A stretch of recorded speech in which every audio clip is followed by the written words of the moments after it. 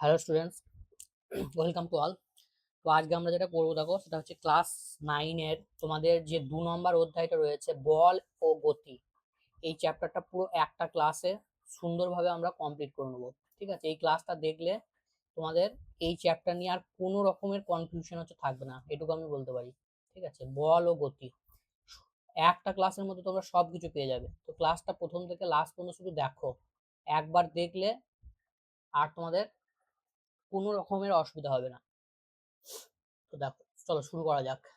প্রথমে হচ্ছে যে আমরা জানি যে পদার্থের হচ্ছে যে দুরকম অবস্থা হতে পারে। একটা হচ্ছে স্থিতিশীল অবস্থা বা সেটাকে আমরা বলি স্থিতি, আর একটা হচ্ছে গতি। তাহলে স্থিতি মানে কি, ধরো এরকম একটা বস্তু রয়েছে, সেটা সব সময় একই জায়গায় আছে। তুমি সকাল 8টার সময় দেখলে এখানে রয়েছে, 10টার সময় দেখছো এখানে রয়েছে, আবার 1 বছর পরে দেখছো এখানে রয়েছে। তাহলে কি এই বস্তুটা সময়ের সঙ্গে সঙ্গে অবস্থান পরিবর্তন করছে না, তাহলে তাকে কি বলে, স্থিতি বলে। তাহলে স্থিতি মানে হচ্ছে সময়ের সঙ্গে যারা অবস্থান পরিবর্তন করে না। আর গতিশীল মানে কি, যারা সময়ের সঙ্গে অবস্থান পরিবর্তন করে।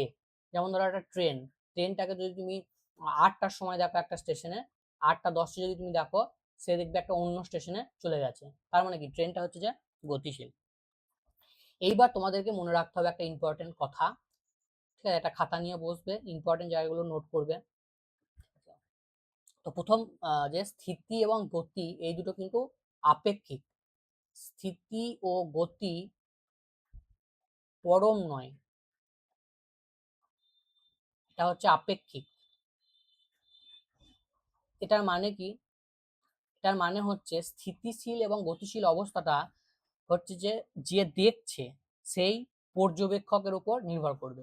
ধরো এরকম একটা ট্রেন যাচ্ছে, পাশাপাশি যদি দুটো ট্রেন এরকম যায়, তাহলে এই ট্রেনের সামনে ট্রেনে যে বসে আছে, ধরো এরকম পাশাপাশি দুটো ট্রেন যাচ্ছে, ঠিক আছে, এটা পাশাপাশি তো আঁকা সম্ভব না, বুঝে নাও। পাশাপাশি দুটো ট্রেন যাচ্ছে, এই ট্রেনে তুমি বসে আছো আর এই ট্রেনে তোমার বন্ধু বসে আছে। ট্রেন দুটো একই দিকে গতিশীল, একই বেগে গতিশীল। তাহলে তুমি কি দেখবে, এই বন্ধুটাকে দেখবে সব সময় জানলা দিয়ে যদি মুখ বাড়াও, একে এইখানেই দেখতে পারবে, মনে হবে যেন এ স্থির হয়ে রয়েছে। তাহলে কিন্তু ধরো এখানে প্ল্যাটফর্মে কেউ রয়েছে, সে কি দেখবে, সে দেখবে তোমরা দুজনেই ট্রেনে করে এরকম করে গতিশীল অবস্থায় বেরিয়ে চলে গেলে। তাহলে কি হচ্ছে, তুমি দেখছো একে স্থির, আবার দেখছে একে গতিশীল। তাহলে এটা কি করছে, এটা হচ্ছে যে পর্যবেক্ষকের উপর নির্ভর করে। এইটাকে বলা হয় নির্দেশতন্ত্র। নির্দেশতন্ত্র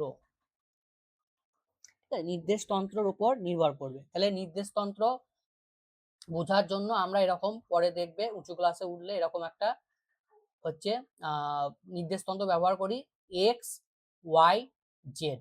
তাহলে সেই যদি আমরা তার স্থানাঙ্কটা বলে দিই এক্স ওয়াই জেড এর, তাহলে আমরা তাকে খুঁজে বের করতে পারবো। ধরো আমি বললাম যে ঠিক মানে সকাল 10টার সময় তুমি রয়েছো, ধরো এক্স ইকুয়াল টু, আমি ধরলাম যে স্টেশনটা রয়েছে সেই স্টেশনটা হচ্ছে আমার মূল বিন্দু।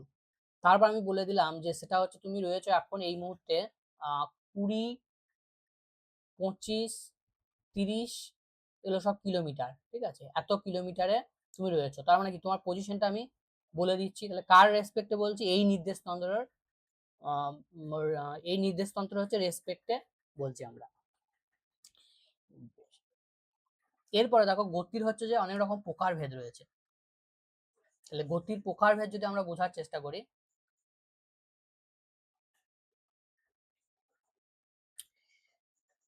তোমাদের সিলেবাসে যেগুলো রয়েছে সেইগুলোই শুধু আলোচনা করব গতির প্রকারভেদগুলোর মধ্যে। প্রথম হচ্ছে যে রৈখিক গতি। নাম শুনে বুঝতে পারছো যে রৈখিক গতি মানে সেটা, যেমন ধরো একটা বস্তুকে যদি আমরা উপর থেকে ফেলে দিই, তাহলে সেটা কি হবে, একটা সরল রেখায় হচ্ছে পড়তে থাকবে। ঠিক আছে, সরল রেখায় পড়তে থাকবে এরকম। ঠিক আছে, তাহলে এইটাকে আমরা কি বলবো, এইটাকে আমরা বলবো রৈখিক গতি। বেশ, মানে সরল রেখায় যাবে। আর একটা হচ্ছে যে ধরো হচ্ছে বৃত্তীয় গতি। বৃত্তীয় গতির উদাহরণ কি, সূর্যের চারিদিকে যে গ্রহগুলা প্রদক্ষিণ করছে, এটা একটা বৃত্তীয় গতি। এইভাবে একইভাবে নিউক্লিয়াসের চারিদিকে আমাদের যে ইলেকট্রন গুলো ঘুরছে, সেটা হচ্ছে একটা বৃত্তীয় গতির উদাহরণ। তাহলে এগুলো হচ্ছে বৃত্তীয় গতি।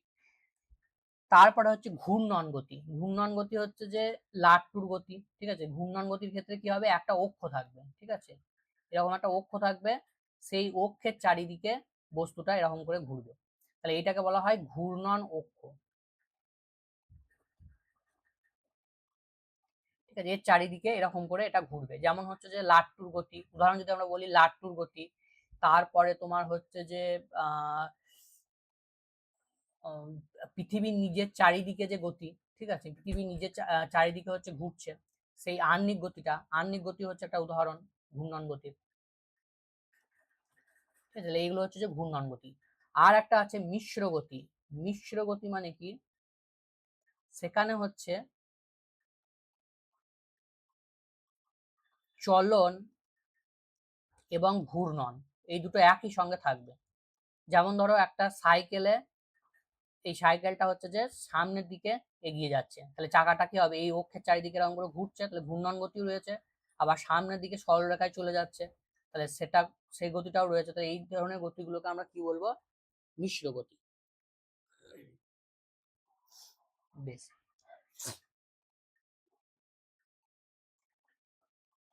এইবার মনে রাখবে যে বৃত্তীয় গতির ক্ষেত্রে, এই যে বৃত্তীয় গতি আছে, বৃত্তীয় গতির প্রত্যেকটা মুহূর্তে কিন্তু তার অভিমুখ পরিবর্তন হয়, অভিমুখ দিকটা হচ্ছে পরিবর্তন হয়। সেটা বের করার জন্য আমরা কি করব, এই পয়েন্টে হচ্ছে একটা স্পর্শক টানবো, স্পর্শক এরকম করে, ধরো এটা এইদিকে ঘুরছে, তাহলে এই পয়েন্টে যখন আমি বের করবো তখন এরকম করে স্পর্শক টানবো, এই পয়েন্টে যখন বের করবো এরকম করে স্পর্শক টানবো। তাহলে দেখো প্রত্যেকটা মুহূর্তে বৃত্তীয় গতির কিন্তু অভিমুখ পরিবর্তন হচ্ছে। আর যখন আমরা বস্তুকে উপর থেকে নিচেতে ফেলে দিলাম, যেটা আমার সরল রৈখিক গতি ছিল বা রৈখিক গতি বলছি, সেই গতিটাই কি হচ্ছে, সেই গতিটাই কিন্তু কোনো রকমের, দেখো অভিমুখ কিন্তু পরিবর্তন হচ্ছে না, সব সময় সেটা নিচের দিকেই পড়ছে। বেশ, এইবার রৈখিক গতি সম্পর্কে আরেকটু বলি, যে রৈখিক গতি আবার দু রকমের হয়। এক হচ্ছে সরল রৈখিক, আর একটা হচ্ছে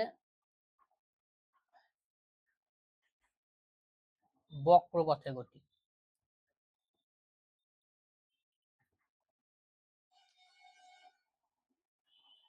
ঠিক আছে, সরল রৈখিক গতি হতে পারে, বক্রপথে গতি হতে পারে, সেটাকে আমরা দুটোকেই আমরা রৈখিক গতি বলবো। যেমন ধরো আহ এরকম করে একটা বস্তু যাচ্ছে, এটা সরল রেখায়, আবার ধরো এরকম করে একটা বেঁকে গেল, ঠিক আছে, বস্তুটা এরকম করে একটা সাইকেল নিচ্ছ, একটা বাঁকের মোড়ে এরকম করে বেঁকিয়ে দিলে সাইকেলটাকে, তাহলে এটাকে আমরা বক্রপথে গতি বলবো। তো এই দুটো গতিকেই আমরা কিন্তু একত্রে হচ্ছে যে রৈখিক গতি বলি, ঠিক আছে। বেশ, আর রৈখিক গতি, এবার বস্তুটা যদি বস্তু কণা না হয়ে ধরো এরকম একটা বড় বস্তু হলো, ঠিক আছে, এইগুলোকে আমরা বস্তু বলি, আর বস্তু কণা মানে সেটা এরকম, এটাকে আমরা বস্তু কণা বলি। তাহলে এই বস্তুটা অনেকগুলো বস্তু কণা দিয়ে গঠিত, ধরো এটা তিনটে বস্তু কণা দিয়ে গঠিত, M1, এটা M2, এটা হচ্ছে M3। আর তাহলে আমি এটা t=0 সময় দেখছি, আর এটা t=, এটা সময় সময় এটা হচ্ছে 2 সেকেন্ড পরে দেখছি। 2 সেকেন্ড পরে আমরা যদি দেখি, এটা ধরো এখানে M1টা চলে এলো, এখানে M2টা চলে এসছে, আর এখানে হচ্ছে M3টা চলে এসছে। তাহলে তুমি যদি এইখান থেকে এইটা মাপো, এটাকে যদি আমি নাম দিই AB, এইখান থেকে এইটাকে যদি মাপো, এটাকে যদি আমরা নাম দিই CD, ঠিক আছে, আর এইখান থেকে এইখানে যদি মাপো, এটাকে যদি আমরা নাম দিই DE, তাহলে এই তিনটেই কিন্তু সমান হবে, ঠিক আছে। AB, CD এবং DE এটা সময়ের সঙ্গে কিন্তু পরিবর্তন হবে না, একই থাকবে। বোঝা গেছে। নেক্সট ইম্পর্টেন্ট যেটা পয়েন্ট তোমাদের, সেটা হচ্ছে যে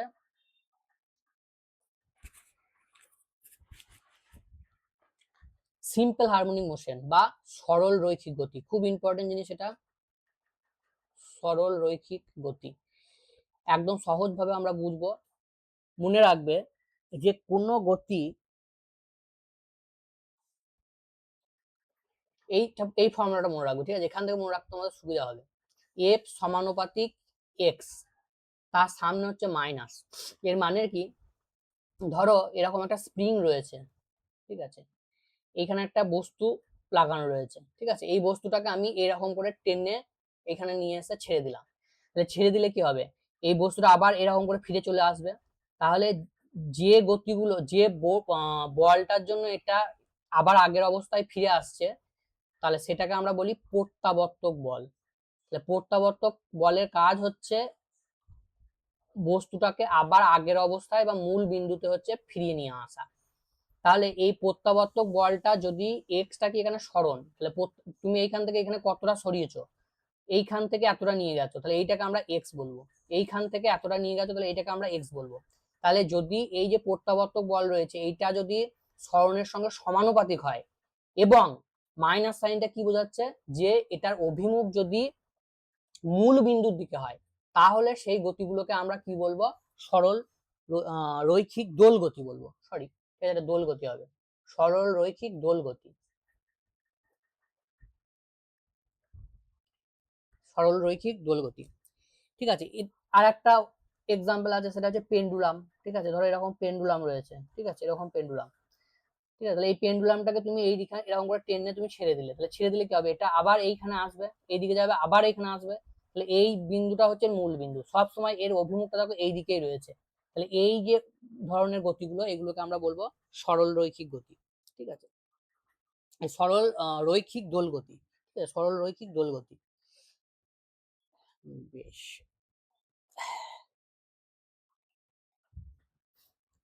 এইবার আমাদের গতি পড়তে গেলে আমাদের কতগুলো টার্ম হচ্ছে ভালো করে বুঝে নিতে হবে। এক নম্বর হচ্ছে দূরত্ব। ঠিক আছে, দূরত্ব হচ্ছে যে একটা স্কেলার রাশি।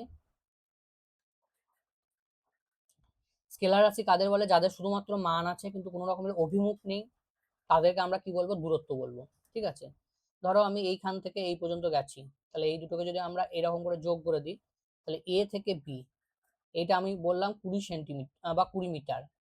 ঠিক আছে, তাহলে আমার অতিক্রান্ত দূরত্ব কত হয়ে যাবে, 20 মিটার। দূরত্বের এসআই একক হচ্ছে মিটার, এসআই একক হচ্ছে মিটার, আর সিজিএস একক হচ্ছে সেন্টিমিটার। দূরত্ব হচ্ছে একটা স্কেলার রাশি, তাহলে এর কিন্তু কোনো রকমের এর কোনো রকমের অভিমুখ নাই। তো দূরত্বের সঙ্গে আর একটা রাশি চলে আসবে, সেটা হচ্ছে সরণ। এটা হচ্ছে ভেক্টর রাশি, এটার অভিমুখ আছে এবং মান আছে, দুটোই থাকবে। এবং এসআই এককের মিটার, সিজিএস একক সেন্টিমিটার, একক দুটো একই। এবার ধরো একটা কেস বলছি, ধরো এখান থেকে তুমি এই গেছো, একটা এই অঙ্কটা বুঝে নাও, তাহলে তোমরা অঙ্কটা সহজে করতে পারবে। ধরো আমি বললাম এ থেকে একজন বি তে গেছে, ঠিক আছে, এটা আমি বলে দিলাম ধরো 3 মিটার। আর বি থেকে সি তে একজন গেছে, ওই লোকটাই বি থেকে সি তে গেছে, যেটা হচ্ছে 4 মিটার। তাহলে তুমি এটা সি বিন্দু। ঠিক আছে, তাহলে আমি তোমাকে জিজ্ঞাসা করলাম যে এখন অতিক্রান্ত দূরত্ব এবং সরণ কত। তাহলে দূরত্ব তুমি কি করবে, জাস্ট যোগ করবে, এখান থেকে এই গেছে 3 আর এই দিকে গেছে 4, তাহলে দূরত্ব হয়ে যাবে তোমার 3 + 4, তার মানে হচ্ছে 7 মিটার। 7 মিটার। ঠিক আছে, আর যখন তুমি সরণ বের করবে, তখন হচ্ছে কি করতে হয় দেখে নাও ভালো করে। এই বিন্দু থেকে শুরু করেছে, তাহলে এটাকে আমরা প্রাথমিক অবস্থান বলবো। এই বিন্দুতে শেষ করেছে, এটাকে আমরা অন্তিম অবস্থান বলবো। তাহলে প্রাথমিক বিন্দু এবং অন্তিম বিন্দুটাকে একটা সরল রেখা দিয়ে যোগ করবে, সরল রেখা দিয়ে কিন্তু। তাহলে সরল রেখা যদি যোগ করে দিই, তাহলে এইটা হয়ে যাবে আমার সরণ। তাহলে সরণ মানে হচ্ছে যে এসি, এখানে সরণ মানে হচ্ছে এসি। তাহলে এসিটা অতিভুজ। তাহলে এটা কিভাবে বের করবো, এইটা যদি 90 ডিগ্রি হয়, তাহলে এটা একটা অতিভুজ। তাহলে এটা কিভাবে বের করবো, √ওভার ভূমি স্কোয়ার প্লাস লম্ব স্কোয়ার। তাহলে ভূমি স্কোয়ার মানে 3 স্কোয়ার মানে 9, আর 4 স্কোয়ার মানে হচ্ছে 16, তার মানে √ওভার 25, তাহলে 5। তাহলে সরণ হয়ে যাবে তোমার 5 মিটার। কিন্তু দেখো এই কথাটা কিন্তু কমপ্লিট না, এবার ডিরেকশনটা বলতে হবে। ঠিক আছে, মানে অভিমুখটা বলতে হবে। এ থেকে সি এর দিকে গেছে, তাহলে লিখতে হবে এ সি অভিমুখে। ঠিক আছে, তবে কথাটা তোমার সম্পূর্ণ হলো, কারণ এটা ভেক্টর রাশি, তাহলে এর অভিমুখটা তোমাকে বলতে হবে। বেশ, তাহলে তোমাকে আর একটা এখান থেকে অঙ্ক দিচ্ছি, চলো চেষ্টা করো। ধরো এরকম বললো যে একটা বস্তুকণা বৃত্তাকার পথে ঘুরছে, এরকম বৃত্তাকার পথে ঘুরছে, যে বৃত্তের ব্যাস হচ্ছে 14 সেন্টিমিটার। ঠিক আছে, তাহলে এ থেকে স্টার্ট করেছে জার্নিটা, তাহলে পুরো যদি এক পাক ঘোরে, পুরো যদি এক পাক ঘোরে, তাহলে তার অতিক্রান্ত দূরত্ব এবং সরণ কত হবে। কোশ্চেনটা তোমরা খাতায় লিখে রাখবে, এটা খুব ইম্পর্টেন্ট কোশ্চেন। বেশ, তাহলে দেখো যদি পুরো এক পাক ঘোরে, তাহলে এইখান থেকে শুরু করেছে, এই গেছে, এই গেছে, এই গেছে, আবার এইখানেই ফিরে এসছে। তাহলে এইটাই অন্তিম প্রাথমিক বিন্দু এবং এইটাই হচ্ছে অন্তিম বিন্দু। তাহলে এক্ষেত্রে কত হবে, এক্ষেত্রে তোমার সরণ হয়ে যাবে 0। ঠিক আছে। কি বলেছি, সরণ মানে হচ্ছে প্রাথমিক এবং অন্তিম বিন্দুর মধ্যে দূরত্ব। তাহলে এখানে একই তো, প্রাথমিক বিন্দু এবং অন্তিম বিন্দু দুটোই একই, তাহলে এক্ষেত্রে কি হবে, সরণ হবে তোমার 0। আর যদি অতিক্রান্ত দূরত্ব বার করতে বলে, তাহলে এইখান থেকে এই যে গেছে পুরোটা, তাহলে এটা কি, এটা হচ্ছে তোমার 2πr,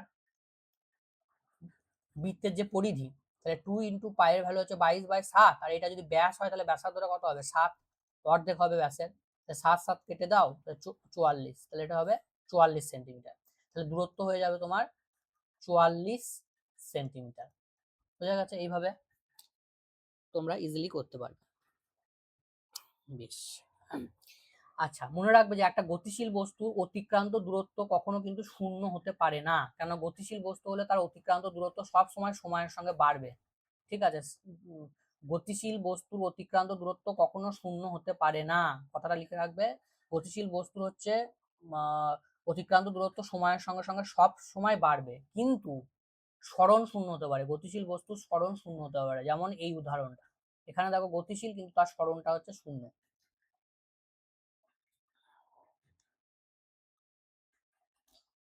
আচ্ছা, এইবার দেখো এইখান থেকে এই গেছে ধরো, ঠিক আছে, এ থেকে বি, ঠিক আছে, আমি একবার এই পথ সোজা পথে গেলাম, একবার এইভাবে ঘুরে গেলাম, ঠিক আছে। তাহলে দেখো দু ক্ষেত্রে সরণ কিন্তু আমার এক, ঠিক আছে। সরণ মানে কি, এই বিন্দু এবং এটা প্রাথমিক বিন্দু, এটা হচ্ছে অন্তিম বিন্দু, এদের মধ্যে সরলরেখা দিয়ে যোগ করবে, তাহলে কি হচ্ছে, সরলরেখা দিয়ে যোগ করলে তুমি স্ট্রেট লাইনটা পাবে। তাহলে এইটাই হচ্ছে যে আমার এখানে সরণ। তাহলে সরণ হচ্ছে পথের উপর নির্ভর করে না, লিখে রাখবে, পথের উপর নির্ভর করে না। কার উপর নির্ভর করে তাহলে, অন্তিম এবং প্রাথমিক অবস্থানের উপর হচ্ছে নির্ভর করে। তাহলে ধরো এইখান থেকে এইটা আমরা বলছি সরণ, তাই তো, এইখান থেকে এটা আমরা বলছি সরণ। সরণটাকে আমি ধরো আমি এস দিয়ে লিখলাম বা ডি দিয়ে লিখলাম, ওকে, ডিসপ্লেসমেন্ট, তাহলে এটা আমরা ডি দিয়ে লিখলাম। আর ধরো বস্তুটা এইভাবে গেছে, এই পাথে গেছে, ঠিক আছে, তাহলে এইখানে আমার অতিক্রান্ত দূরত্ব আমি এস বললাম, ঠিক আছে। তাহলে কি, এই কন্ডিশনটা এখান থেকে বুঝে রাখো যে দূরত্ব, অতিক্রান্ত দূরত্ব সরণের থেকে বেশি হবে সব সময়। আর যদি সরল রেখায় যায়, তাহলে অতিক্রান্ত দূরত্ব এবং সরণ কি হবে, সমান সমান হবে। তাহলে এই কন্ডিশনটা হবে, উল্টোটা কিন্তু কখনো হবে না, সরণ অতিক্রান্ত দূরত্ব থেকে বেশি, এরকম কিন্তু কখনো হবে না। তো এই কোশ্চেনটা তোমাদের খুবই দেয়, প্রত্যেকটা কোশ্চেন আমি এখান থেকে করিয়ে দিচ্ছি। তারপরে দেখো আসবে দুটো রাশি, সেটা হচ্ছে দ্রুতি এবং বেগ। তারপরে তোমাদের চলে আসবে দ্রুতি এবং বেগ। দ্রুতির ইংলিশ হচ্ছে স্পিড, আর বেগের ইংলিশ হচ্ছে ভেলোসিটি। দ্রুতিটা হচ্ছে যে স্কেলার রাশি, এটা হচ্ছে স্কেলার, আর এটা হচ্ছে যে ভেক্টর।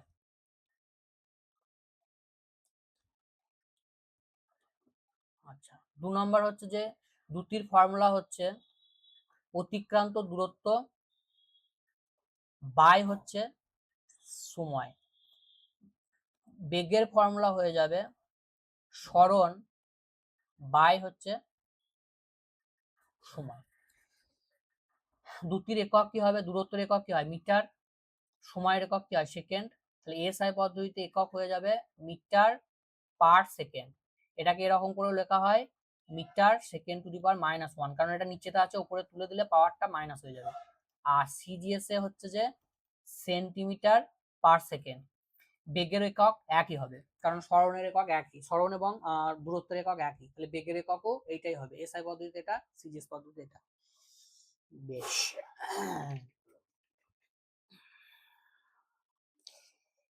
এইবার দ্রুতি, আবার দ্রুতিকে আমরা দুটো ভাগে ভাগ করবো, একটা হচ্ছে সমদ্রুতি আর একটা হচ্ছে অসমদ্রুতি। সমদ্রুতি এবং অসমদ্রুতি।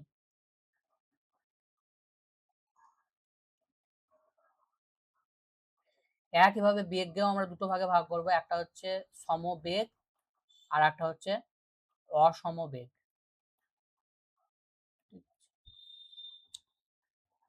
ঠিক আছে, নাম শুনে বুঝতে পারছো, ধরো একটা কণা এখান থেকে যাচ্ছে, প্রথম 1 সেকেন্ডে সে 1 মিটার গেল, তারপরের 1 সেকেন্ডে সে 2 মিটার গেল, তারপরের 1 সেকেন্ডে আবার 3 মিটার গেল। তাহলে দেখো প্রত্যেক 1 সেকেন্ডের ব্যবধানে সে কিন্তু আলাদা আলাদা দূরত্ব যাচ্ছে।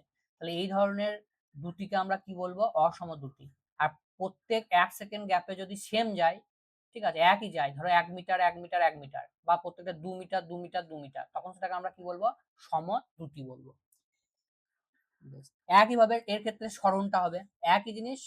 সরণটা যদি সময়ের সঙ্গে সঙ্গে একই থাকে, সময়ের ব্যবধানে একই থাকে সরণটা, তাহলে সেটাকে আমরা বলবো সমবেগ। আর সময়ের ব্যবধানে সরণের মানটা যদি পরিবর্তন হয়, তাহলে সেটাকে আমরা বলবো অসমবেগ।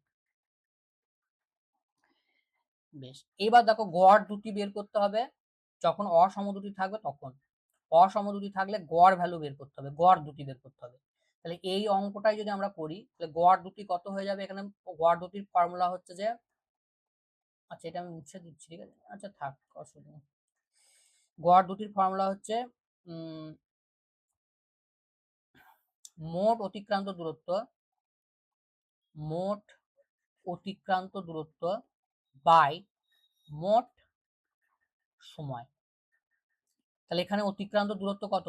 1 মিটার 2 মিটার আর 3 মিটার, সবগুলো যোগ করে দাও, 3 আর 3 6। আর সময় কত? 1 সেকেন্ড 1 সেকেন্ড 1 সেকেন্ড মানে 3। তাহলে এর গড় দ্রুতির মান কত হয়ে যাবে? 2 মিটার পার সেকেন্ড। বোঝা গেছে? এইভাবে তোমরা গড় দ্রুতি বের করতে পারবে। আচ্ছা,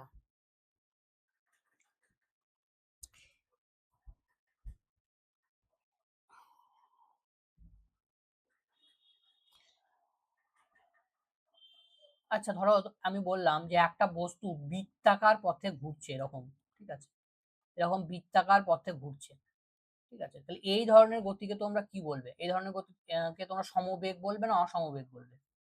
তাহলে দেখো বেগ একটা ভেক্টর রাশি, তাহলে এর অভিমুখ কিন্তু পরিবর্তন হচ্ছে, মানটা যদি বা এক থাকে, অভিমুখটা কিন্তু পরিবর্তন হচ্ছে। তাহলে অভিমুখ যদি পরিবর্তন হয়ে যায়, তাহলে তাকে আমরা কি বলবো? অসমবেগ বলবো। কারণ তার মানটা দেখলে হবে না, শুধু এক্ষেত্রে তোমার অভিমুখটাও দেখতে হবে, কারণ এটা হচ্ছে ভেক্টর রাশি। তাহলে এটা হচ্ছে একটা অসমবেগের উদাহরণ, ঠিক আছে, এটা হচ্ছে একটা অসমবেগের উদাহরণ।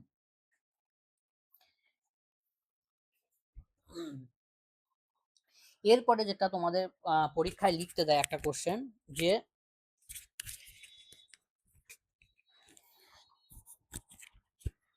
গতিশীল বস্তুর গড় বেগের মান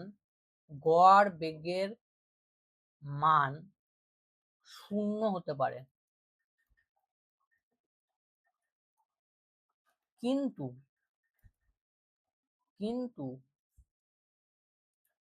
গড় দ্রুতির মান 0 হতে পারে না।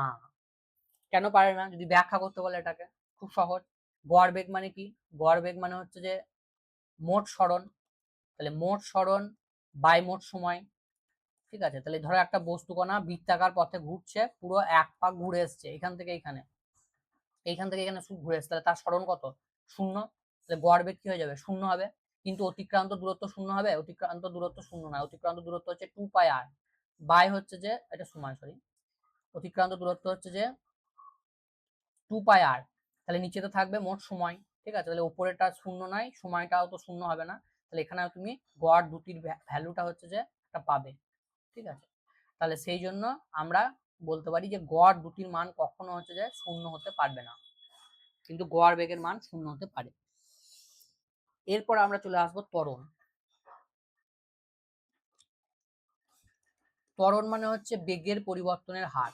বেগের পরিবর্তনের হারকে হচ্ছে ত্বরণ বলে, ঠিক আছে। তাহলে সমবেগের ক্ষেত্রে ত্বরণের মান কত হবে? 0। কারণ সমবেগের ক্ষেত্রে বেগের মান হচ্ছে যে তোমার পরিবর্তন, বেগের মান এবং অভিমুখ হচ্ছে পরিবর্তন হচ্ছে না, তাহলে সেই ধরনের বস্তুর ক্ষেত্রে ত্বরণের মান হচ্ছে 0। আর ত্বরণ বের করার ফর্মুলা হচ্ছে এটা, ভি মাইনাস ইউ বাই হচ্ছে টি। ভিটা কি? ভিটা হচ্ছে অন্তিম বেগ, টিটা কি? টিটা হচ্ছে সময়, আর ইউটা হচ্ছে প্রাথমিক বেগ। প্রাথমিক বেগ মানে হচ্ছে টি ইকুয়াল টু 0 সময়ে, বা যেখান থেকে যাত্রাটা শুরু করছে সেই সময়ে বেগ, আর টিটা হচ্ছে সময়, ঠিক আছে। ত্বরণের এটা হচ্ছে একটা ভেক্টর রাশি, ঠিক আছে। এটা একটা ভেক্টর রাশি, আর ত্বরণের একক হয়ে যাবে, দেখো এটা বেগ, উপরেরটা কি বেগ আর নিচেটা হচ্ছে সময়। তাহলে বেগের একক কি মিটার পার সেকেন্ড, আর সময়ের একক কি সেকেন্ড। তাহলে দুটো সেকেন্ড আছে, তাহলে এককটা হয়ে যাবে মিটার পার সেকেন্ড স্কোয়ার। এখান থেকে একটা কোশ্চেন আসছে যে ত্বরণের এককে সেকেন্ড কথাটা দুবার আসে কেন, দেখো স্কোয়ার আছে মানে দুবার আসে কেন। তার অ্যান্সার হচ্ছে একবার আসছে তোমার বেগ বোঝানোর জন্য, আর একবার আসছে তোমার এই সময় বোঝানোর জন্য। ঠিক আছে, এই জন্য ত্বরণের এককে দুবার হচ্ছে তোমার সময় বা সেকেন্ড স্কোয়ার কথাটা দুবার আসছে। ঠিক আছে,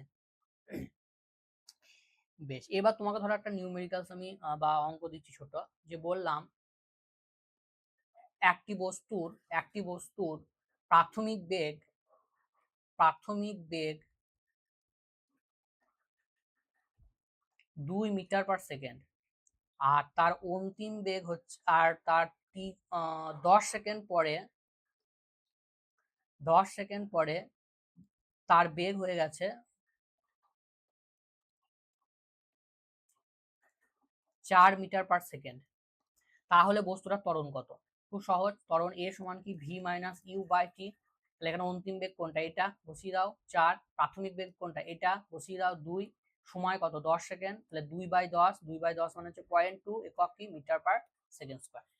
তাহলে ইজিলি তোমরা এইভাবে ত্বরণের অঙ্কগুলো করতে পারবে। একইভাবে ত্বরণ হচ্ছে দু রকমের হবে, আবার সমত্বরণ এবং অসমত্বরণ। যদি ত্বরণের মানটা সময়ের সঙ্গে সঙ্গে একই থাকে তাহলে সেটাকে সমত্বরণ বলবো, যদি একই না থাকে সেটাকে আমরা অসমত্বরণ বলবো। ঠিক আছে, এখানেও কিন্তু অভিমুখটাও একই থাকতে হবে, কারণ আমি বারবার বলছি ভেক্টর রাশি হলে তার মান এবং অভিমুখ দুটোই একই থাকতে হবে। আচ্ছা, এইবার একটা কথা মনে রাখবে যে ঋণাত্মক ত্বরণকেই মন্দন বলে। ঋণাত্মক ত্বরণকে মন্দন বলে। তাহলে মন্দন মানে কি? মন্দন মানে আমরা বলতে পারি যে বেগটা কমে যাবে। ধরো একটা বস্তু যাচ্ছিল, ধরো একটা ট্রেন যাচ্ছে 60 কিলোমিটার পার আওয়ার বেগে। ঠিক আছে, তারপরে একটা আমি দেখছি যে 1 ঘন্টা পরে তার বেগ হয়ে গেছে 40 কিলোমিটার পার আওয়ার। তাহলে এখানে কিন্তু মন্দন হচ্ছে, কারণ বেগটা দেখো কমে গেছে, আর এখানে দেখো বেগটা বেড়েছে, তাহলে এটা হচ্ছে ত্বরণ, আর এটাকে আমরা কি বলি মন্দন। তাহলে ঋণাত্মক ত্বরণকেই আমরা মন্দন বলতে পারি। ঠিক আছে, তাহলে ত্বরণকে আমরা কি লিখি, এ সমান V minus u by t. তাহলে এই মাইনাসটা যদি তুমি কমন নিয়ে নাও, তাহলে you minus V by T, এই জিনিসটাকেই মন্দন বলে। মন্দনটাকে ধরো আমরা এফ দিয়ে লিখলাম, তাহলে এইভাবে আমরা বলে দিতে পারি যে ত্বরণটাই হচ্ছে ঋণাত্মক মন্দন। চলো নেক্সট টপিক।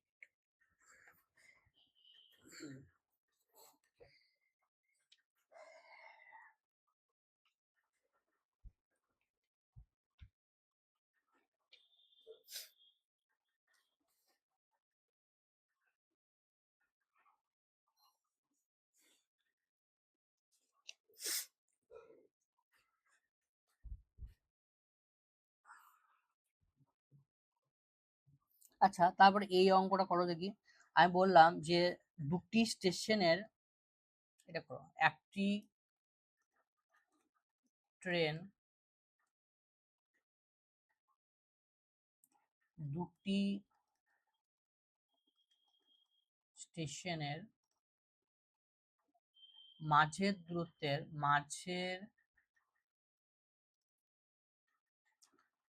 দূরত্বের প্রথম অর্ধেক 40 কিমি/ঘন্টা বেগে এবং পরের অর্ধেক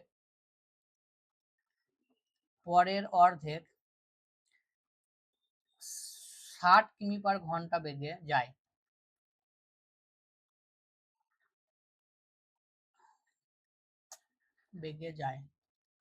তাহলে ট্রেনটির গড় বেগ কত? তাহলে ধরো আমরা কিভাবে করবে, এ আর বি রয়েছে। ঠিক আছে, এ একটা স্টেশন আর বি একটা স্টেশন, এটাকে আমরা এ নাম দিলাম, এটাকে আমরা বি নাম দিলাম। তাহলে এইখান থেকে এই দূরত্বটাকে টোটালটাকে আমরা ধরে নিলাম 2x, দূরত্বটা আমরা জানি না, 2x ধরে নিলাম, 2x কিলোমিটার ধরে নিলাম। তাহলে অর্ধেক মানে কি এইটা এক্স আর এই দিকটা হচ্ছে এক্স। প্রথম অর্ধেক কোন বেগে গেছে দেখো 40 কিলোমিটার পার ঘন্টা, আর এইটা কততে গেছে 60 কিলোমিটার পার ঘন্টা। তাহলে গড় বেগের ফর্মুলা তুমি কখনো চেঞ্জ করবে না। গড় বেগের ফর্মুলা কি ছিল? মোট সরণ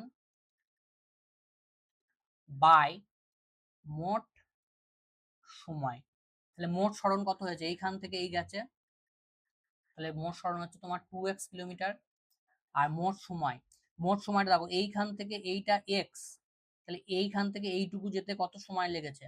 এইটুকু যেতে সময় লেগেছে অতিক্রান্ত দূরত্ব বাই বেগ, তাহলে এক্স বাই হচ্ছে 40। আর এইখান থেকে এইটুকু যেতে কত সময় লেগেছে? অতিক্রান্ত দূরত্ব এক্স বাই হচ্ছে, শুধু এইখান থেকে এইটুকু বলছি, তাহলে অতিক্রান্ত দূরত্ব হচ্ছে এক্স আর কত বেগে গেছে 60। তাহলে এইটা, তাহলে টোটাল টাইমটা কত লেগেছে এই দুটো যোগ করে দেবো, তাহলে X by 40 plus X by 60। তাহলে এক্স এক্স ক্যান্সেল করে দাও, আর এটা 2 থাকলো, এখান থেকে আমরা এক্স কমন নিয়ে নিলাম, এটা এক্স থাকলো, এটা 1/40 প্লাস 1/60। তাহলে এটা এক্স এক্স কেটে দাও, এক্স এক্স কেটে গেল, আর এটা 2 থাকলো, নিচেরটা লসাগু করো, 120। আর এটা হচ্ছে তোমার 3, আর এটা হচ্ছে তোমার 4, তাই তো? সরি 4 না, এটা হবে 2। তাহলে হচ্ছে এটা 2 ইন্টু 120/5, এটা কাটবে 5 গুণে 10 আর 24, এটা অ্যান্সার হয়ে যাবে 48 কিলোমিটার পার আওয়ার। এইভাবে তোমরা গড় বেগের অঙ্কগুলো সহজেই করতে পারবে। বেশ, এইবার দেখো আচ্ছা, গতি সমীকরণে যাওয়ার আগে আমরা লেখচিত্রটা বুঝে নিই একটু। লেখচিত্র, এরপরে দেখো প্রথমে আমরা বেগ সময় লেখচিত্র করব। বেগ সময় লেখচিত্র, বা এটাকে আমরা ভিটি গ্রাফ বলি। ঠিক আছে, তাহলে ভিটি গ্রাফ আঁকার নিয়ম হচ্ছে, এই হচ্ছে আমার এক্স অ্যাক্সিস বরাবর সময় আর ওয়াই অ্যাক্সিস বরাবর বেগ। ঠিক আছে, তাহলে ধর আমি এটা বললাম যে একটা বস্তু হচ্ছে যে সমবেগে গতিশীল, তার গ্রাফ কিরকম হবে? সমবেগ, তাহলে সমবেগ মানে কি? তার বেগটা সময়ের সঙ্গে সঙ্গে পরিবর্তন হবে না। তাহলে সময়ের সঙ্গে সঙ্গে পরিবর্তন যদি না হয়, সেটা কি হবে? সময় অক্ষের সঙ্গে সমান্তরাল হবে। ঠিক আছে, তুমি যদি টি ইকুয়াল টু 1 সেকেন্ড, এই জায়গাটা মনে করো বেগের ভ্যালুটা হচ্ছে 5 কিলোমিটার পার আওয়ার। তাহলে দেখো তুমি এখানে টি ইকুয়াল টু 1 সেকেন্ডেও এই পয়েন্টে আছে, টি ইকুয়াল টু 2 সেকেন্ডে এই পয়েন্টে, তাহলে টিটা চেঞ্জ হচ্ছে, বাট এর ভ্যালুটা কিন্তু, এই বেগের যে ভ্যালুটা সেটা কিন্তু চেঞ্জ হচ্ছে না। তাহলে এটাকে আমরা কি ধরনের গতি বলতে পারি? এটাকে আমরা বলবো সমবেগ। বেশ, একইভাবে যদি তোমার ধরো গ্রাফটা, আমি এটাকে এই গ্রাফের মধ্যে করে দিচ্ছি, রেড কালার দিয়ে করে দিচ্ছি, ওকে, যাতে কনফিউশন না হয়। তাহলে যদি গ্রাফটা ধরো এরকম,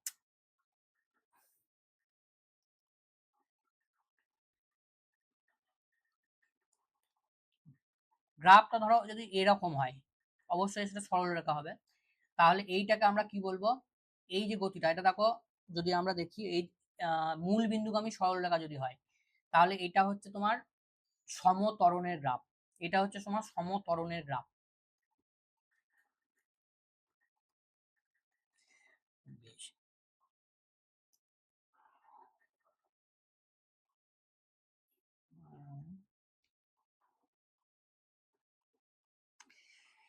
এবার দেখো কোনো গ্রাফের বা লেখচিত্রের নতি বলতে আমরা কি বুঝি?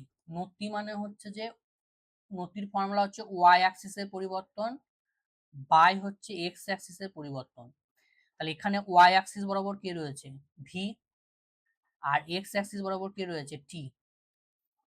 তাহলে এই জিনিসটা ভি এর পরিবর্তন বাই সময়ের পরিবর্তন, এটাকে কি বলি আমরা? এটাকেই তো আমরা ত্বরণ বলি।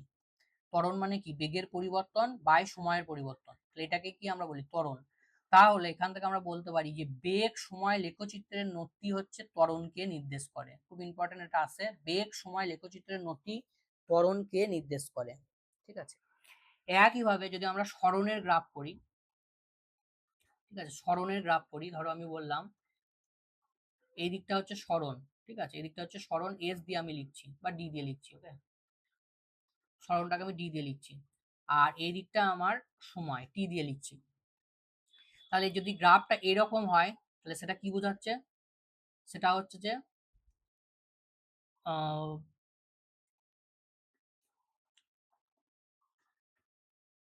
এরকম একটা হলো, আর একটা ধরো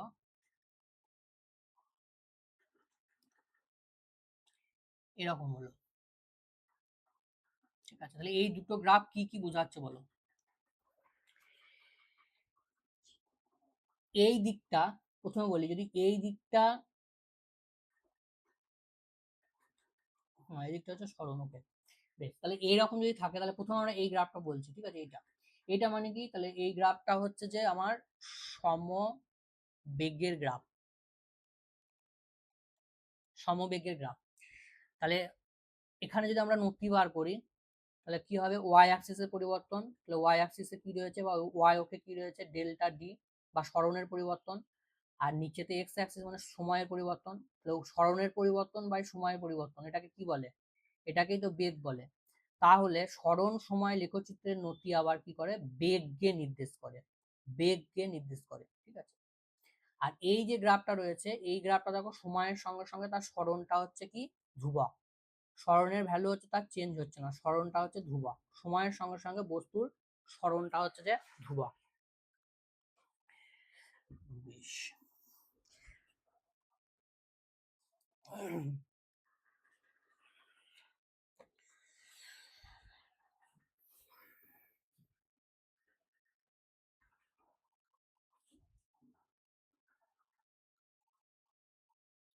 এইবার উল্টোটা যদি হয়, ধরো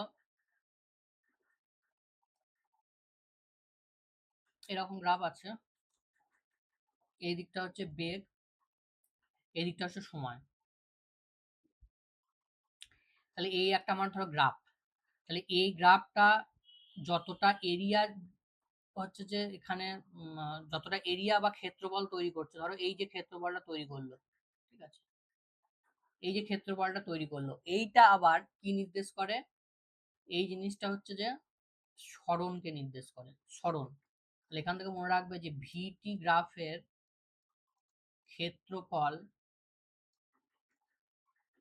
সরণকে নির্দেশ করে।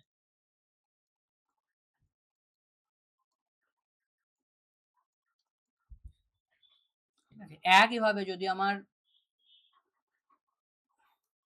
এই দিকটা ত্বরণ দিয়ে দিই, এই দিকটা সময় দিয়ে দিই, গ্রাফটা যেমনই হোক না কেন, ধরো এরকম গ্রাফ বললাম, তাহলে এই গ্রাফের যে এরিয়াটা সেটা কি দেবে, সেটা হচ্ছে বেগ দেবে, বেগ, সেটা কি দেবে, বেগ দেবে। এটা বের করার সহজ নিয়ম কি, সহজ নিয়ম হচ্ছে যে আমরা জানি এ সমান ভি বাই টি, তাই তো, এ সমান ভি বাই টি, আবার ভি সমান ডেল্টা ডি বা বাই ডেল্টা টি। ঠিক আছে, আমি সরণটাকে বারবার বলছি ডি দিয়ে লিখছি, তোমাদের বইয়ে সরণটাকে এক্স এস দিয়ে লেখা আছে সম্ভবত। বেশ, এইবার দেখো এই কুনাকুনি গুণ করে দেবে, ঠিক আছে, কুনাকুনি গুণ করে দেবে এরকম করে। তাহলে বেগের সঙ্গে যদি তুমি সময়টা গুণ করে দাও তাহলে যেটা পড়ে থাকছে দেখো, সরণটা পড়ে থাকছে, তাহলে সেইটা ক্ষেত্রফলটা হচ্ছে সেই রাশিটাকে নির্দেশ করবে, সরণকে। একইভাবে যদি তুমি ত্বরণের সঙ্গে সময়টাকে গুণ করে দাও তাহলে এই গ্রাফের ক্ষেত্রফল কাকে নির্দেশ করবে, বেগকে নির্দেশ করবে, বুঝা যাচ্ছে।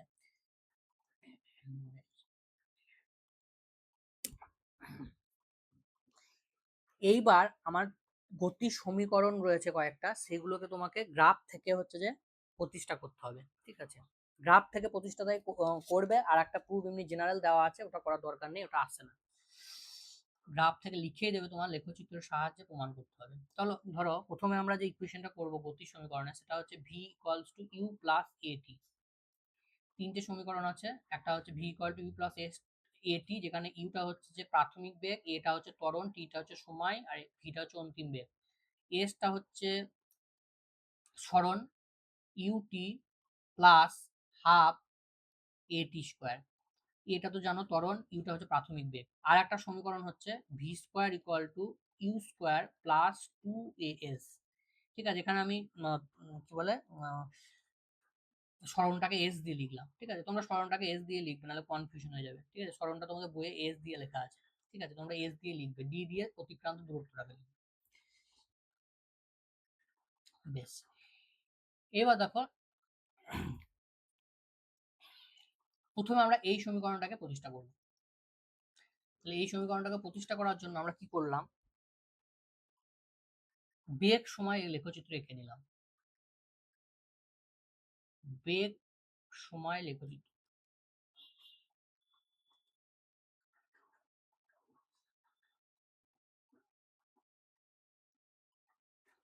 এই দিকটা বেগ আর এই দিকটা হচ্ছে সময়। ঠিক আছে, এবার গ্রাফটা ধরো এইরকম একটা গ্রাফ। ঠিক আছে, তাহলে এটা সরল রেখা গ্রাফ এইভাবে রয়েছে। তাহলে এই গ্রাফটা আমরা বলতে পারি এটা সমত্বরণের গ্রাফ। ঠিক আছে, তাহলে ধরো এই যে গ্রাফটা আছে,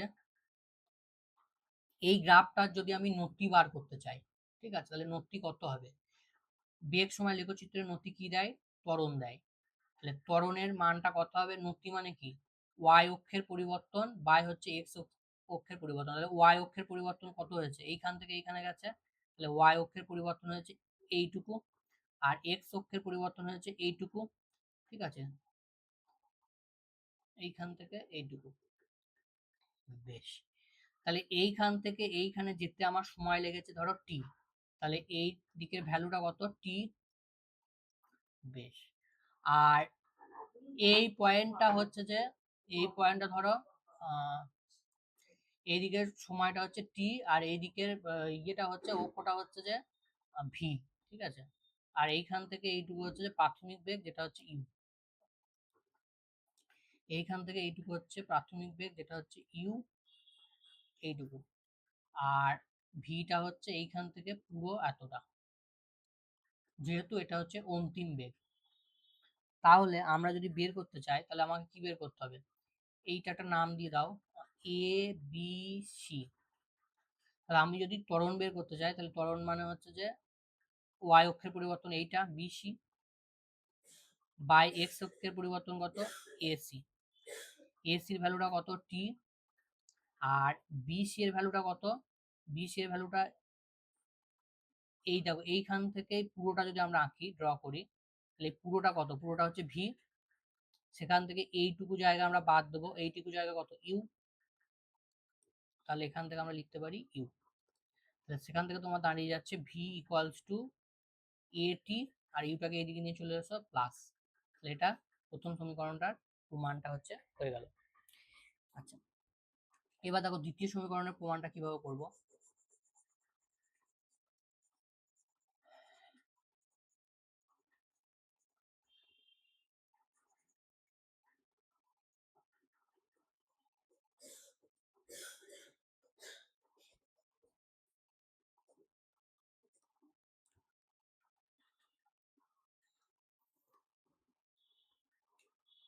দ্বিতীয় সমীকরণ হচ্ছে এইটা, এর প্রুফটা আমরা করব। ঠিক আছে, তাহলে এই একই রকম আমরা গ্রাফ আঁকতে হবে আবার। ঠিক আছে, এই এই এই দিকটা এই, বেশ, এই দিকটা আমরা বেগ করছি, আর এই দিকটা আমরা সময় করছি। গ্রাফটা কিরকম ছিল, এরকম, তাই তো, এই। বেশ, তাহলে এই গ্রাফটাকে ধরো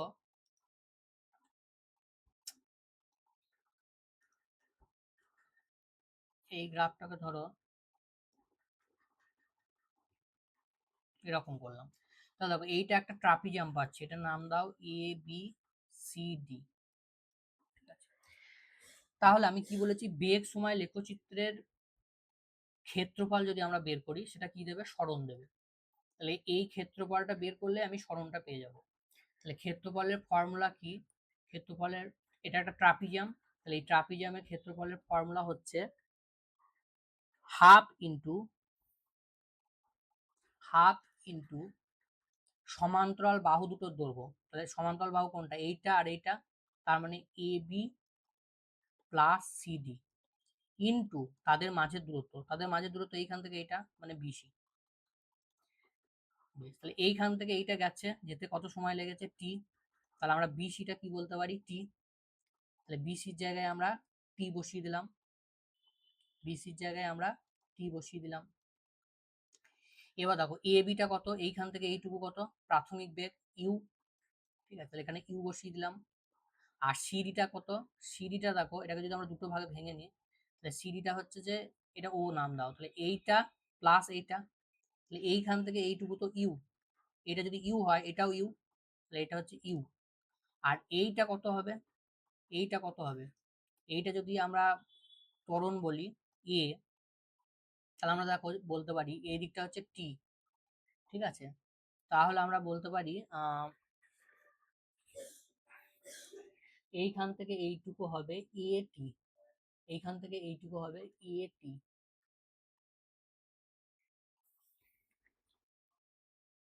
বেশ,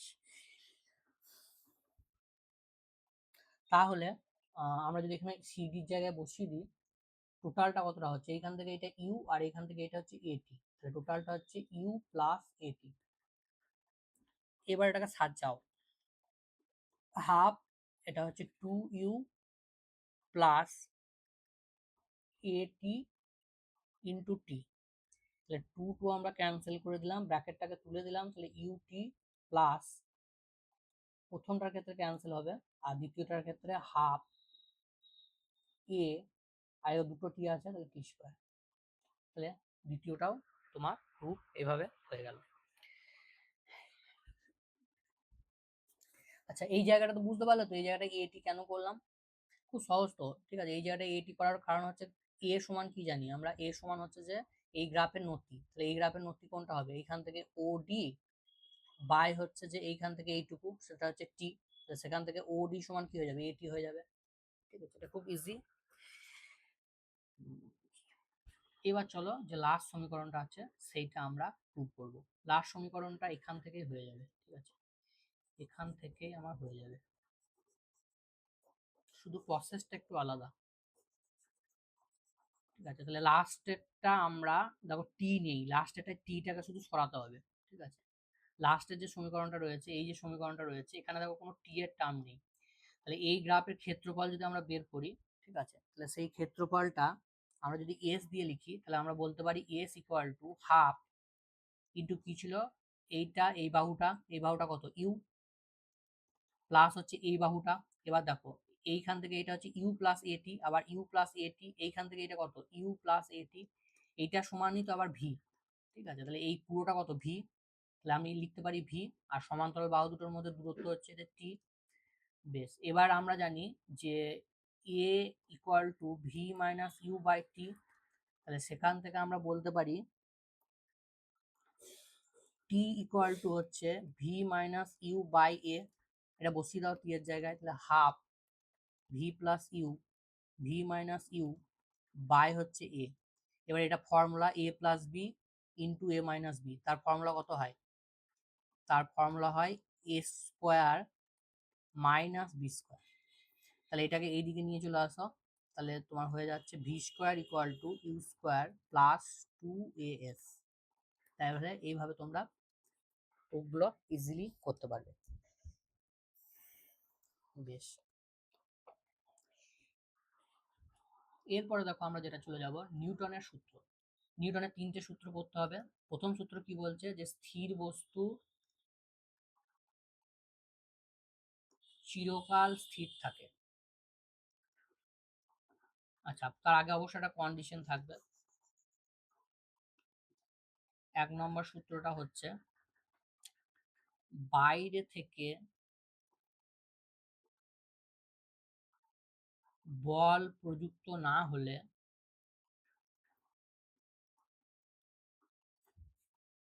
স্থির বস্তু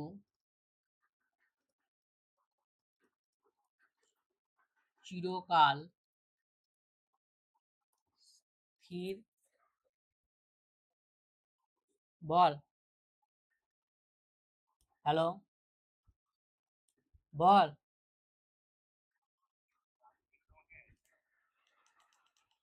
পরে করছি, ক্লাস আছে।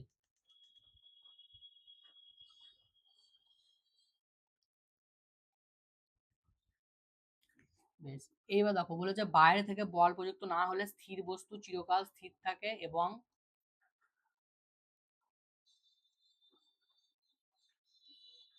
গতিশীল বস্তু চিরকাল সরলরেখা বরাবর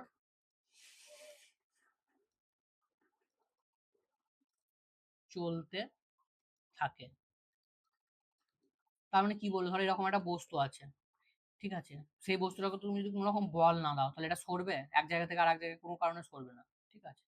আবার ধরো এই বস্তুটা গতিশীল আছে, ঠিক আছে, এরকম করে সরল রেখায় যাচ্ছে, তাহলে এই বস্তুটাকে থামাতে গেলেও তোমাকে বল দিতে হবে, ঠিক আছে। ধরো একটা তাহলে আমরা যদি ধরো এরকম একটা বস্তুকে এরকম করে ছুড়ে দিই, ঠিক আছে, এটা ধরো মেঝের উপরে এরকম করে একটা বস্তুকে ছুড়ে দিলাম, তাহলে সেই বস্তুটা কি চিরকাল চলতে থাকবে? চলতে থাকে না, একটা সময় পরে থেমে যায়। তাহলে এই সূত্রটা কি ভুল? না, কেননা সেখানে একটা বল রয়েছে, সেটা হচ্ছে ঘর্ষণ বল। যে বলটা এর যে গতি সেটাকে কি করছে, বাধা দিচ্ছে।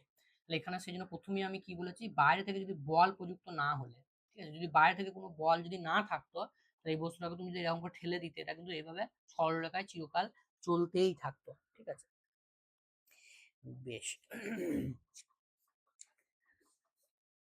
তাহলে এখান থেকে বুঝতে পারছো যে স্থির বস্তুকে গতিশীল এবং গতিশীল বস্তুকে স্থির করতে গেলে কি করতে হবে, বাইরে থেকে বল দিতে হবে, ঠিক আছে। তাহলে এই ধর্মটাকে আমাদের বলা হয় জাড্য।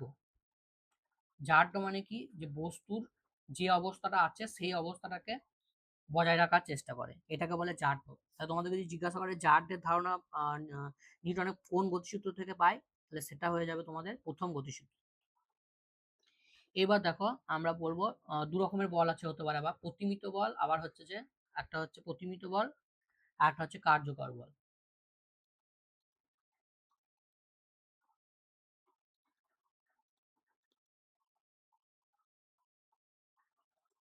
প্রতিমিত বল মানে কি, যদি লব্ধি বলটা শূন্য হয়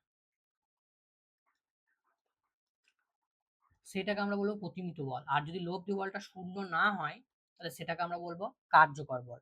লব্ধি বল মানে কি, ধরো এই বস্তুটা রয়েছে, এই দিক দিয়ে একজনা টানছে 5 নিউটন বল দিয়ে, এই দিকে একজনা টানছে 5 নিউটন বল দিয়ে, তাহলে এই দিকটাকে যদি আমরা প্লাস বলি, এই দিকটা মাইনাস, তাহলে টোটাল বল তার উপর কত, +5 -5, তাহলে 0।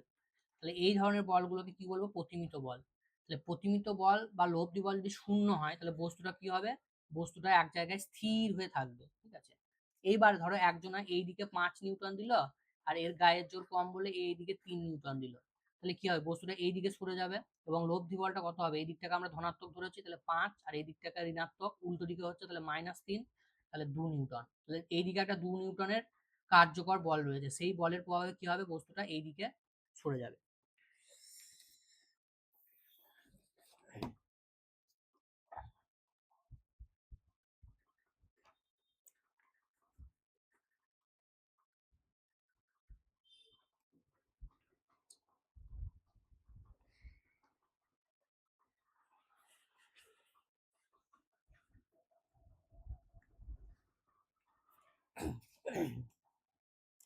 এরপরে আমরা চলে যাব জাড্যের প্রকারভেদ। জাড্য আবার দু রকমের হয়, একটা হচ্ছে স্থিতিজাড্য আর একটা হচ্ছে গতিজাড্য। স্থিতিজাড্য মানে হচ্ছে যে ধর্মের জন্য বস্তু স্থির থাকার প্রবণতা দেখা যায় তাকে স্থিতিজাড্য বলে, আর যে ধর্মের জন্য বস্তু গতিশীল থাকার প্রবণতা দেখা যায় তাকে হচ্ছে গতিজাড্য বলে। ধরো একটা ফ্যান ঘুরছে, সেই ফ্যানটাকে তুমি অফ করে দিলে, সঙ্গে সঙ্গে ফ্যানটা স্থির হয় না, ফ্যানটা ঘুরতে ঘুরতে ঘুরতে ঘুরতে ঘুরতে ঘুরতে অনেকক্ষণ পরে গিয়ে থেমে যায়। তাহলে এইটা কার জন্য হয়, গতিজাড্যের জন্য। এখানে যদি কোনো রকম বাতাস না থাকতো বা কোনো রকম ঘর্ষণ বল না থাকতো তাহলে ফ্যানটা বন্ধ করে দিলেও কিন্তু ও ঘুরতেই থাকতো, যেহেতু তুমি বল দিচ্ছ বাইরে থেকে ঘর্ষণ বল, সেহেতু ওটা গিয়ে থেমে যাচ্ছে। তাহলে দেখো গতিশীল যেহেতু ছিল, সেহেতু এটা সবসময় গতিশীল থাকার চেষ্টা করছে, তাহলে এটাকে আমরা গতিজাড্য বলি। আবার ধরো এরকম রয়েছে যে আচ্ছা, স্থিতিজাড্যের একটা উদাহরণ, স্থিতিজাড্যের উদাহরণ হচ্ছে ধরো আহ, তুমি বাস রয়েছে, ঠিক আছে, এটা খুবই আসছে, বাস রয়েছে, এরকম একটা বাস, এখানে তুমি দাঁড়িয়ে আছো, ঠিক আছে, এরকম করে তুমি দাঁড়িয়ে আছো, ঠিক আছে। এবার বাসটা হঠাৎ করে চলতে শুরু করে দিল, তখন কি হবে, তোমার এই পাটা এই বাসের তলের সঙ্গে সংঘর্ষে আছে বা মানে সংস্পর্শে আছে, তাহলে এইটা কি হবে, এইদিকে সরে যাওয়ার চেষ্টা করবে, কিন্তু তোমার বডিটা আগে কি ছিল, স্থির ছিল, তাহলে বডিটা তোমার স্থির থাকার চেষ্টা করবে, তাহলে পাটা কি হবে, তোমার সামনের দিকে এগিয়ে যাবে, আর বডিটা স্থির থাকার চেষ্টা করবে, ফলে তুমি কি হবে, পেছনের দিকে এরকম করে হেলিয়ে যাবে। তাহলে গতিশীল বাস হচ্ছে হঠাৎ যদি স্থির বাস যদি হঠাৎ চলতে শুরু করে, তাহলে যাত্রীরা কি হয়, পিছনের দিকে হেলে পড়ে।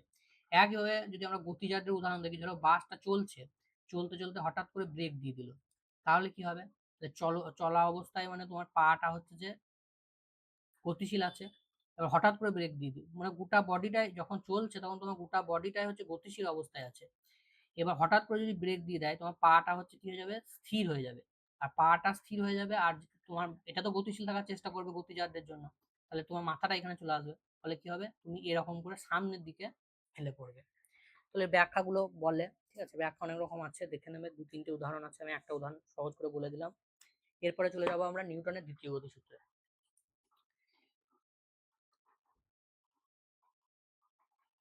নিউটনের দ্বিতীয় গতিসূত্র কি বলছে, যে কোনো বস্তুর বা বস্তু কণার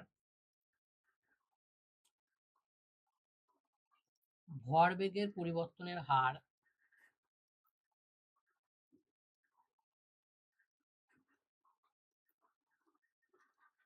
বস্তুর ওপর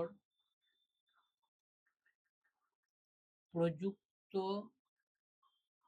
বলের সমানুপাতিক, এবং বল যেদিকে প্রযুক্ত হয়, বল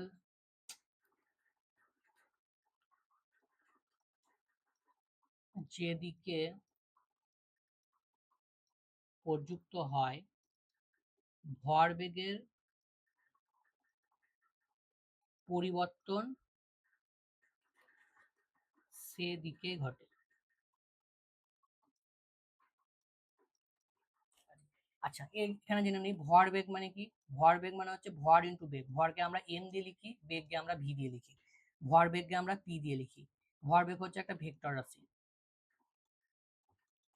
তাহলে কি বলছে, যে বস্তুর উপর প্রযুক্ত বল যদি এফ হয়, তাহলে এফটা হচ্ছে সমানুপাতিক কার সঙ্গে, ভরবেগের পরিবর্তনের হার, হার মানে সময় থাকবে নিচেতে, এটা হচ্ছে ভরবেগের পরিবর্তন সময়ের সাপেক্ষে। তাহলে এইটাকে যদি তুলে দিই, তাহলে একটা ধ্রুবক নিতে হয়, ধ্রুবকটাকে আমরা কে নিলাম, এরকম ভাবে লিখতে পারি। এবার দেখো, এই ধ্রুবকটাকে সাধারণত 1 ধরা হয়, 1। তাহলে এফ সমান হয়ে যাচ্ছে তোমার, এফ সমান তোমার হয়ে যাচ্ছে ডেল্টা পি বাই ডেল্টা টি। এবার পি সমান কি জানো তুমি, এটা। এবার ভরটা যদি ধ্রুবক থাকে, তাহলে আমরা বলতে পারি ডেল্টা পি সমান এম, বেগের পরিবর্তন। তাহলে এমটা বাইরে বেরিয়ে চলে এলো, বেগের পরিবর্তন বাই হচ্ছে সময়ের পরিবর্তন, এটা কি বলি, ত্বরণ বলি। তাহলে এখান থেকে আমরা পেয়ে যাচ্ছি এফ সমান এম এ। তাহলে এটা হচ্ছে একটা অঙ্ক করতে তোমার কাজে লাগবে, প্রযুক্ত বল সমান হচ্ছে বস্তুর ভর ইনটু ত্বরণ। তাহলে নিউটনের দ্বিতীয় গতিসূত্র বললে কখনো এটা বলবে না, নিউটনের দ্বিতীয় গতিসূত্রের গাণিতিক রূপ বললে তোমরা এটা লিখবে, ঠিক আছে, এইটা লিখবে, ঠিক আছে। কেননা আর বল যদি পরে আমরা দেখবো, যখন ভর পরিবর্তন হলে তখন এইটা আর খাটবে না, ঠিক আছে, এটা পরে আসছি। এবার দেখো, বল হচ্ছে একটা ভেক্টর কোয়ান্টিটি, এর হচ্ছে যে মান আছে এবং অভিমুখ আছে। বলের এসআই একক হচ্ছে নিউটন, সিজিএস একক হচ্ছে ডাইন। 1 নিউটন সমান হচ্ছে 10⁵ ডাইন। সম্পর্কটা মনে রাখবে। আচ্ছা, যদি বলে 1 নিউটন সমান 5 ডাইন প্রমাণ করতে, তাহলে কিভাবে করবে, দেখো 1 নিউটন মানে বল, বল মানে কি, ভর, ভরের একক কি, 1 কেজি। আর এসআই পদ্ধতি করছি, ত্বরণের একক কি হবে, 1 মিটার/সেকেন্ড স্কোয়ার। আমাকে যেতে হবে কি সিজিএস এ, তাহলে সিজিএস এ ভরের একক কি, গ্রাম। তাহলে 1 কেজি সমান কত গ্রাম, 1000 গ্রাম। আর 1 মিটার/সেকেন্ড স্কোয়ার সমান কত সেন্টিমিটার/সেকেন্ড স্কোয়ার হবে, 100। সিজিএস এ করছি দুটোকেই। তাহলে এখন দেখো কত হয়ে যাচ্ছে, 3টে আর 2, 5টা শূন্য আছে, তাহলে 10⁵ ডাইন। এইভাবে প্রমাণ যদি দেয়, ডিরাইভেশন যদি করতে দেয়, 2 নম্বর দেবে, তখন এইভাবে করবে। আর যদি শুধু লিখতে বলে, তাহলে জাস্ট লিখে দিলেও হবে। এইবার দেখো, যে কোশ্চেনটা বললাম, যে ভর বেগ যদি পরিবর্তন হয়, তখন তোমরা কি বস্তুর ভর যদি পরিবর্তন হয়, তখন নিউটনের ওই সূত্রটা কিন্তু খাটবে না। পরিবর্তন পরিবর্তনশীল, তাহলে তখন কিন্তু এই ফর্মুলাটা খাটবে না।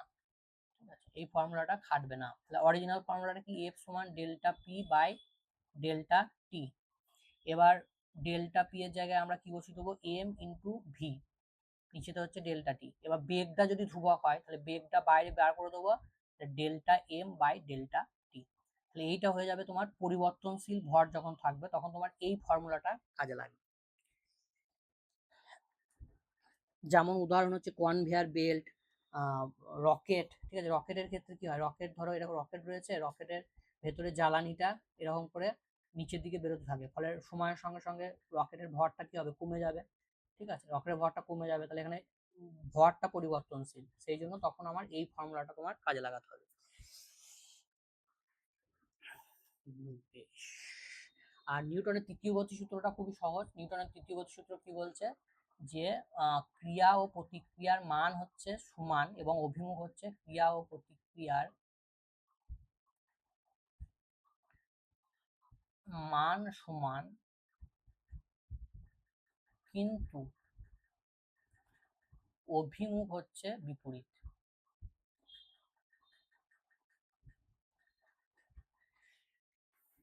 যেমন উদাহরণ হিসেবে বলতে পারি, ধরো এর একটা নৌকা রয়েছে। ঠিক আছে, এই নৌকায় একজন লোক হচ্ছে দাঁড়িয়ে আছে। তাহলে লোকটা কি করলো, যখন পাড়ে, এটা পাড়ে যখন লাফিয়ে চলে এলো, তখন কি হচ্ছে, নৌকার উপর এরকম একটা বল দিচ্ছে, এটাকে যদি আমরা ক্রিয়া বলি, তাহলে নৌকাটা কি হবে, এর উপর ঠিক উল্টো দিকে একটা একই পরিমাণ বল দেবে, সেটাকে আমরা কি বলবো, প্রতিক্রিয়া। তাহলে আমরা লিখতে পারি যে ক্রিয়া সমান প্রতিক্রিয়া, কিন্তু অভিমুখটা যেহেতু বিপরীত তাহলে একটা মাইনাস। তাহলে ক্রিয়া যদি এই দিকে হয়, প্রতিক্রিয়া হবে এই দিকে, তাহলে ক্রিয়া ও প্রতিক্রিয়ার মধ্যে যদি তোমাকে কোণ জিজ্ঞাসা করে সেটা কত হবে, 180 ডিগ্রি। আর একটা জিনিস আছে যে ক্রিয়া ও প্রতিক্রিয়া, এটা আছে যে ক্রিয়া ও প্রতিক্রিয়া সাম্য প্রতিষ্ঠা করতে পারে না। সেটা কেন, সাম্য প্রতিষ্ঠা করতে পারে না, এটা কেন, এটা জিজ্ঞাসা করে। তো মনে রাখবে যে উত্তরটা হচ্ছে ক্রিয়া ও প্রতিক্রিয়া হচ্ছে দুটো ভিন্ন বস্তুর উপর কাজ করে। ঠিক আছে, যেমন এই উদাহরণটা যদি নিই, তাহলে এখানে আমার ক্রিয়াটা কার উপর কাজ করছে, ক্রিয়াটা হচ্ছে নৌকার উপরে। ঠিক আছে, তুমি দিচ্ছ নৌকার উপরে, তাহলে নৌকার উপরে কাজ করছে। আর প্রতিক্রিয়াটা কি হচ্ছে, নৌকাটা এই যে ব্যক্তি দাঁড়িয়ে আছে তার উপর দিচ্ছে, তাহলে প্রতিক্রিয়াটা কার উপর কাজ করছে, ব্যক্তিটার উপর কাজ করছে।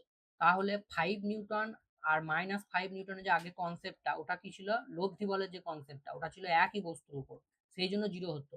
কিন্তু এখানে একই বস্তুর উপর হচ্ছে না, তাহলে লব্ধি বল আমরা বলতে পারবো না। ঠিক আছে, তাহলে এই জন্য যেহেতু লব্ধি বলটা শূন্য নয়, এক্ষেত্রে দুটো ভিন্ন বস্তুর উপর কাজ করছে, তাই ক্রিয়া ও প্রতিক্রিয়া হচ্ছে যে সাম্যাবস্থান প্রতিষ্ঠা করতে পারে না। সাম্যাবস্থা মানে হচ্ছে যে এক জায়গায় স্থির থাকা।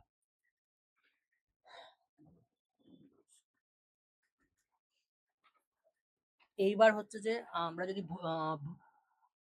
কতগুলো বল আছে তার মধ্যে দেখো দু রকম ভাবে ভাগ করতে পারি। একটা হচ্ছে স্পর্শজনিত বল, মানে যেখানে স্পর্শ করে থাকবে একজনা অন্যজনের সঙ্গে, যেমন উদাহরণ হচ্ছে টান। এরকম একটা বস্তু রয়েছে, এরকম করে তুমি ঝুলিয়ে দিলে, তাহলে এখানে তোমার স্পর্শ রয়েছে, তাহলে এই যে দড়িটাই টান, সেটা একটা স্পর্শজনিত বল। একইভাবে কোনো বস্তুকে তুমি মেঝের উপর নিয়ে যাচ্ছ, তাহলে ঘর্ষণ বলটা কোথায় কাজ করবে, এই যে টাচ করে রয়েছে এই জায়গাটায়, তাহলে স্পর্শ রয়েছে সেই জায়গায়, তাহলে এইগুলো হচ্ছে যে স্পর্শজনিত বলের উদাহরণ। আর একটা হচ্ছে স্পর্শবিহীন বল, যেমন হচ্ছে তোমার দুটো ম্যাগনেট আছে ধরো, এটা এন এটা এস, এটা এন এটা এস, তাহলে একে অন্যকে বিকর্ষণ করবে, কিন্তু তাদের মাঝে কি কোনো স্পর্শ রয়েছে, স্পর্শ নেই, তাহলে এইগুলো হচ্ছে যে স্পর্শবিহীন বল। একইভাবে ধরো দুটো চার্জ রয়েছে, প্লাস আর প্লাস, একে অন্যকে কি করবে, বিকর্ষণ করবে, তাহলে এখানেও দেখো মাঝে কিন্তু কোনো স্পর্শ নেই, তাহলে এইগুলো হচ্ছে যে স্পর্শবিহীন বলের উদাহরণ। চৌম্বক বল, তারপরে হচ্ছে তড়িৎ বল, এগুলো।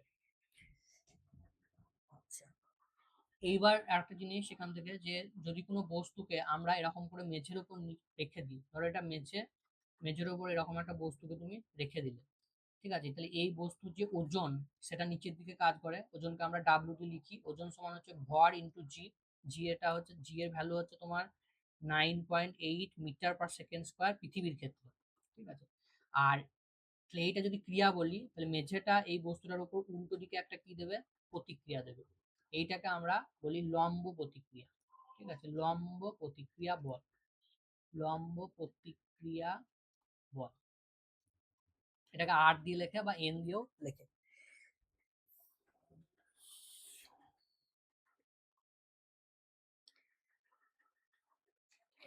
নেক্সট হচ্ছে ভরবেগ। ভরবেগের একক কি? ভরবেগের একক যদি জিজ্ঞাসা করে, তাহলে তোমার মিটার ইন্টু ভরবেগের ফর্মুলা এটা।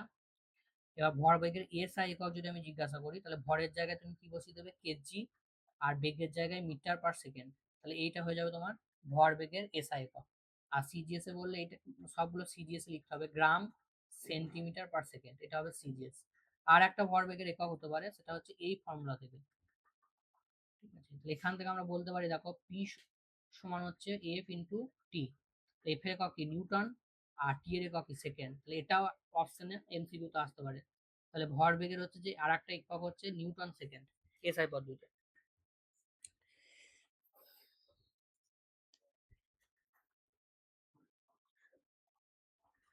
আর লাস্ট যে জিনিসটা আছে, রৈখিক ভরবেগের সংরক্ষণ সূত্র।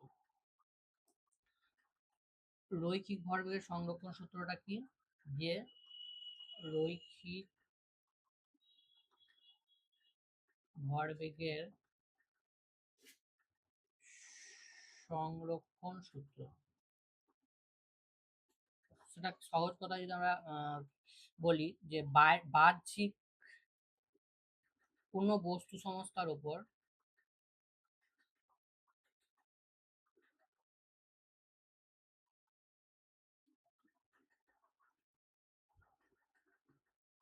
বাহ্যিক বল প্রযুক্ত না হলে তার মোট রৈখিক ভরবেগ সংরক্ষিত থাকে।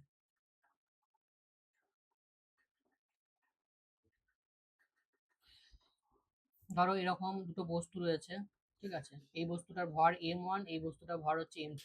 এটার প্রাথমিক বেগ হচ্ছে এইদিকে u1, এর প্রাথমিক বেগ এইদিকে u2। আমি ধরে নিলাম u1 গ্রেটার দ্যান u2। তাহলে এটা এক সময় গিয়ে এটাকে ধরে ফেলবে এবং এটার সঙ্গে সংঘর্ষ ঘটাবে। এটা ধরো একই সরলরেখায় যাচ্ছে, তাহলে সংঘর্ষের আগে এইটা আর সংঘর্ষের পরে এর ভরটা একই থাকবে, বেগটা চেঞ্জ হয়ে গেছে। এর বেগটা হয়ে গেছে ধরো u2, আর এর বেগটা হয়ে গেছে ধরো v1, আর এর বেগটা হয়ে গেছে v2। তাহলে রৈখিক ভরবেগের সংরক্ষণ সূত্র অনুসারে আমরা বলতে পারি, প্রাথমিক ভরবেগ ইকুয়ালস টু হচ্ছে অন্তিম ভরবেগ। তাহলে প্রাথমিক ভরবেগ কত, এটার ভরবেগ কত m1u1, এইটার ভরবেগ কত m2u2, সমান এইটার ভরবেগ কত m1v1, সংঘর্ষের পরে এটা, তাহলে m1v1, আর এটার কত m2v2। তাহলে এইরকম ফর্মুলা দিয়ে আমরা সহজ অঙ্ক হচ্ছে যে আসতে পারে বা করতে পারবো। নেক্সট হচ্ছে বন্দুক থেকে গুলি ছোড়া। বন্দুক থেকে গুলি ছোড়া, ধরো এই একটা বন্দুক রয়েছে, ঠিক আছে, তাহলে বন্দুকের গুলিটা এরকম ঢুকে রয়েছে। তাহলে যখন আমরা ফায়ারিং করি নাই, গুলিটা ছুরি নাই, তখন এর কোনো রকমের বেগ নাই। তাহলে পি আইটা আমরা কত বলবো, 0 বলবো। এরপরে ধরো বন্দুক থেকে আমরা গুলিটাকে ছুড়ে দিলাম, ঠিক আছে, যে ছুড়ে দিলাম তখন গুলিটা এই দিকে চলে গেছে। তাহলে আমি গুলিটার ভর ধরলাম m, আর গুলিটার বেগ বললাম এইদিকে হচ্ছে ধরো ইউ। একইভাবে বন্দুকটার ভর আমরা m, আর বন্দুকটার বেগ আমরা ধরলাম v। তাহলে রৈখিক ভরবেগের সংরক্ষণ সূত্র অনুসারে আমরা বলতে পারি PI equal to PF. PI এর ভ্যালু কত, 0। পিএফ এর ভ্যালু কত, এর ভরবেগ কত এম ইউ, এর প্লাস হচ্ছে এর ভরবেগ, কত ক্যাপিটাল এম ক্যাপিটাল ভি। তাহলে এখান থেকে আমরা বলতে পারি যে বন্দুকের বেগ v equals to minus m by n u. তাহলে এই যে মাইনাস চিহ্নটা আসছে, এটা মানে কি বোঝাচ্ছে, যে ভি এর অভিমুখটা ইউ এর অভিমুখের উল্টো দিকে হবে। তাহলে গুলিটাকে যদি তোমরা এই দিকে ছোড়ো, তাহলে বন্দুকটা পিছনের দিকে ধাক্কা দেবে।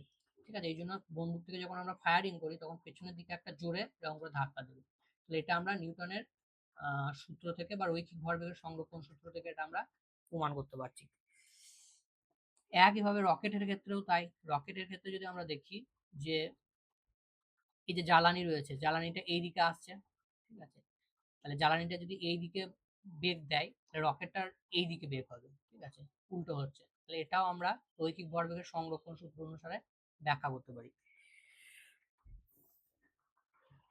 তাহলে এই ছিল তোমাদের এই চ্যাপ্টারের পুরো কমপ্লিট চ্যাপ্টারটা রিভিশন।